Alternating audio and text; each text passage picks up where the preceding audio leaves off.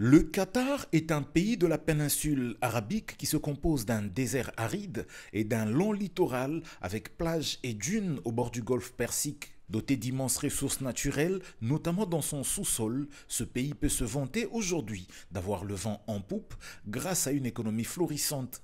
Il peut donc se poser en potentiel investisseur dans le secteur des infrastructures de base en République démocratique du Congo. C'est en substance le résumé des échanges tenus ce mardi 4 juin entre le directeur général de la CGT, l'ingénieur Nico Nzaou, avec Madame Valérie Loussamba Kabea, ambassadrice de la République démocratique du Congo au Qatar.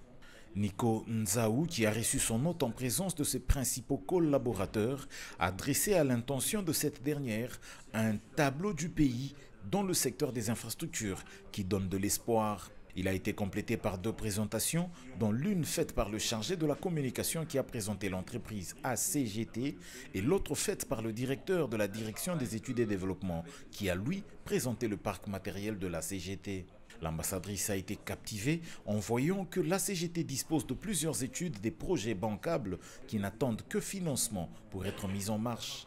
Elle a promis de faire un plaidoyer une fois rentrée à Doha auprès d'investisseurs pour leur parler de ces opportunités d'affaires.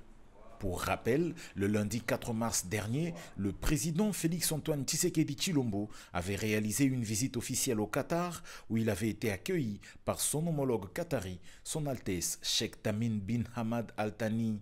Cette visite visait principalement à faire le point sur les accords précédemment signés entre la RDC et le Qatar afin de les concrétiser.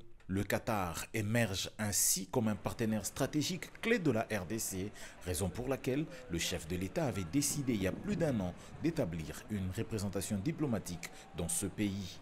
Et depuis le 1er juin dernier, la compagnie Qatar Airways relie Kinshasa à Doha.